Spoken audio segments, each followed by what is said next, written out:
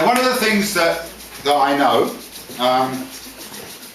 I've read and talked to a lot of people who are caring for people with Alzheimer's. One of the things that I know very much is that having some sort of history of their life for them to remember is a really good idea. So I've written a poem for my mum for that, on that very, with that very in mind.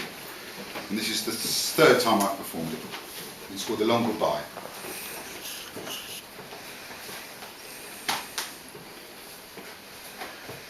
This is a poem for you, Mum. It's about your long, eventful life, the you that you were, and the you that you are now. The different you, the you with Alzheimer's, is to help you remember.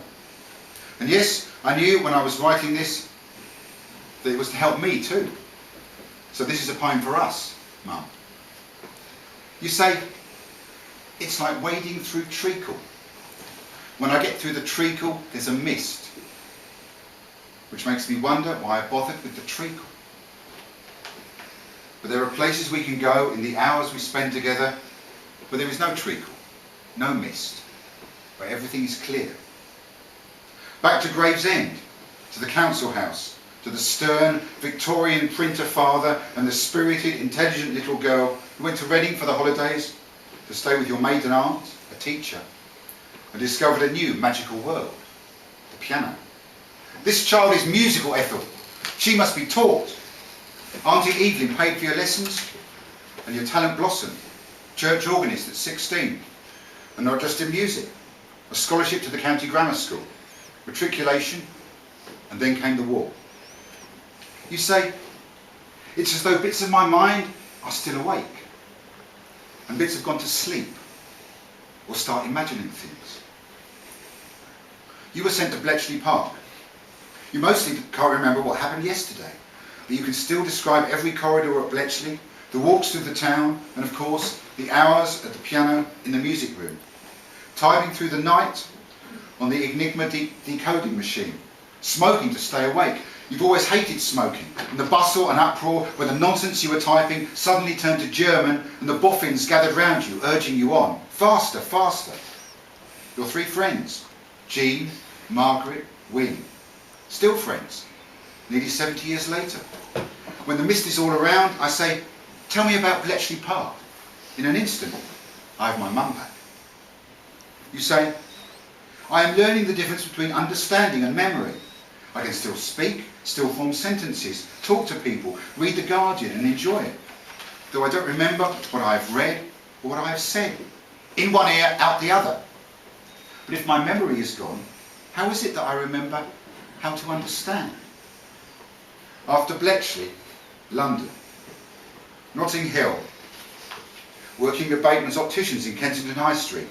Singing with the Royal Choral Society under Malcolm Sargent, premiering the works of Elgar. The music appreciation class where you met my father, 25 years your senior, living in a hostel on the run from a brutal marriage. You brought the sunshine back into his life, and when the divorce made the national press as a legal precedent, you didn't care. You were one.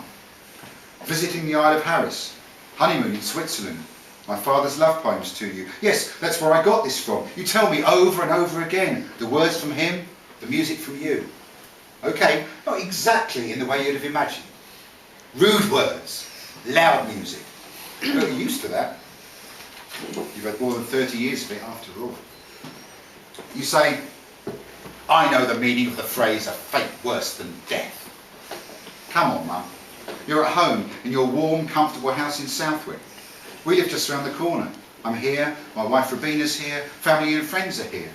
You could be in Baghdad or Kabul, family killed, cowering in a ruined cellar, not knowing who or where you were. It's not that bad. You say, you're right, John. I mustn't be so silly. Together we smile and sing, always look on the bright side of life. Do-do, do-do, do-do, do-do. I go and make you a cup of tea. I'll bring it to you. You say, I know the meaning of the phrase, a fate worse than death.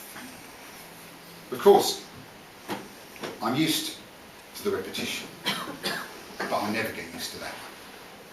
Now we're moving into the 50s, and here's the treacle.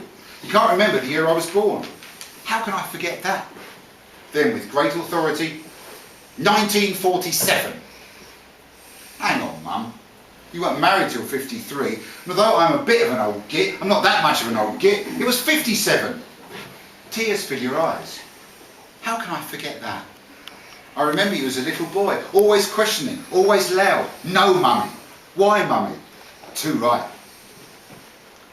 You say, I've spent my life doing, and now I'm just being.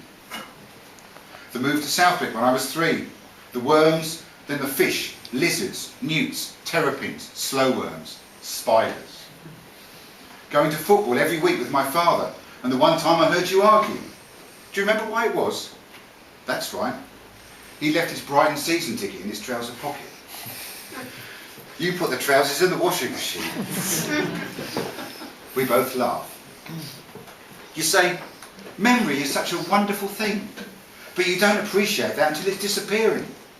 My brain feels like a sponge with great big holes in it. I tell you how clever you are to use that analogy, because if you look at a photograph of the brain of a person with Alzheimer's, that's exactly what it looks like. A sponge with great big holes in it. Sometimes you say your brain feels like soup, or suet pudding, or sausages. But mostly it's a sponge. A thirsty sponge, full of life, which soaked up everything it possibly could for more than 80 years, and is now gently leaking it away. You say, I love you, my son, you are my rock. I say, I love you too, Mum. I'm your punk rock.